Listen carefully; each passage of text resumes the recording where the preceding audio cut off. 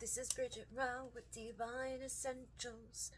Okay, the meaning behind resistance. It is a joy to be hidden and disaster not to be found. The idea of resistance or defenses can be misinterpreted as being in the wrong. Within psychotherapy, clients who are referred to as resistant might be told that they are defiant, stubborn, or obstinate. This can result in a lack of trust in therapy. I invite you to think of resistance as normal, healthy, and important. Resistance is information, and your job is to become curious enough to understand the message. This process requires compassion for yourself and from your therapist. If you have been told you are a resistant client, it is important to understand what dynamics might be at play. So let's take a closer look at what resistance might be telling you. Resistance can indicate good therapy. It can arise because therapy is going well. You are getting closer to painful memories and difficult feelings, and you may backpedal as an attempt to slow down the therapy. In this situation, you and your therapist can check in about the pacing of therapy to ensure that you are not getting flooded or overwhelmed. In this case, you can focus on resource development and creating a greater safety. Resistance is a sign of ambivalence. It is normal to have mixed feelings about change. Part of you may want to change, while another part of you may feel threatened or frightened. In this case, you can explore with your therapist any misgivings you have about letting go of your defenses and working through them together. Resistance is a remnant of untrustworthy care. If you have a history of misdiagnosis or feeling criticized by healthcare providers, you might feel reticent to talk openly or honestly about internal struggles. If you've had poor therapy experiences in the past, it's understandable that you would feel tentative as you return or feel the need to test out the approach of your new therapist. In this case, it can be helpful to seek a referral from a friend, a healthcare provider, or other trusted sources. Or investigate therapy resource websites to find a therapist whose philosophy resonates with you. Resistance can be a sign of bad therapy. Until you feel safe, you will not let go of your avoidance strategies. If you feel that your therapist lacks empathy,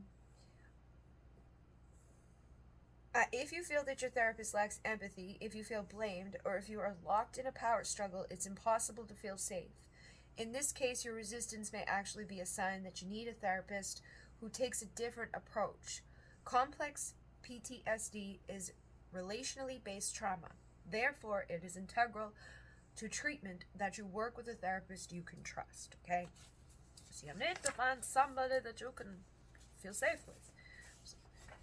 Defenses of self-protection.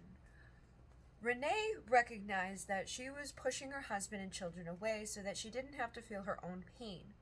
As we explored her history, she told me that her father had left her mother when Renee was only 2 years old. She described her mother as unavailable, but when she did pay attention to Renee, she was mean and sometimes physically abusive. As a child, Renee coped by fantasizing about running away. She would go away in her mind. Parenting 2 young children was triggering Renee's childhood memories, and she did not have a sufficient resource to handle these feelings. All defenses are learned behaviors. You only develop psychological defenses because they were once necessary for self-protection in order to heal. It is important to become curious about your behaviors and their origins. The practice of being curious helps you cultivate insight, a deeper understanding that leads to compassion and acceptance. In this case, you want to cultivate curiosity about the origin of your self-protective or defensive behaviors. Where or when might you have learned to stop allowing yourself to feel vulnerable? When did you learn to push away pain or turn toward addictive substances? Do you recall a time when perhaps you decided to stop talking to people about your emotions, thoughts, hopes, or dreams? When did you learn, perhaps, that focusing on work helped you to push away feelings? If you can identify with any of these issues, recognize that you are doing the best that you could to survive with the resources that you had at the time, and now, with self-awareness, you can change the way you handle these things. In practice, what connections are you making between your defenses and your past? Use these lines to write about your experiences and your thoughts. Okay, so try to think about like where some of these things may be coming up for you. You know, where what's maybe going on in your life, or the moment that may stick out in your mind. There may be more than one moment where it's like, well, you know, I was doing that and then they did that and I just decided I'm never doing that again. I could think of a few of them, so I'm sure you can too. And then we have acceptance and change. Dr. Carl Rogers' classic psychology book on becoming a person starts with a personal reflection in which he writes, "The curious paradox is that when I accept myself just as I am, then I can change. It can feel threatening to give up strategies that helped you survive. Here is a simple story that offers a powerful metaphor about the role of acceptance and change. The wind and the sun are looking below them at a man walking along the path wearing his jacket and scarf. The wind says to the sun, 'I bet you that I can get the man to take off his jacket faster than you can.' Agreeing to the bet, the sun sits back and watches the wind blow and blow.